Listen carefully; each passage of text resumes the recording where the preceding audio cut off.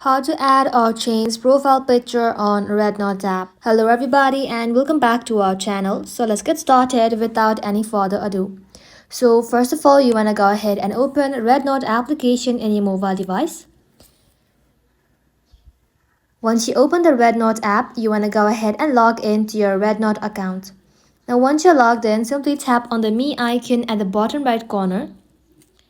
Now once you land in your profile section, you want to go ahead and simply tap on Edit Profile right over here.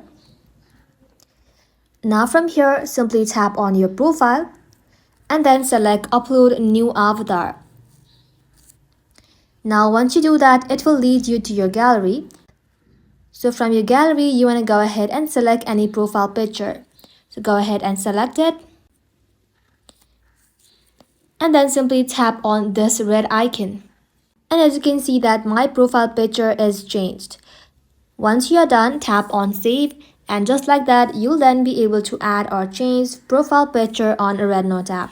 That is simply how you can do it, guys. Thank you all for watching the video till the very end and stay tuned until our next upload.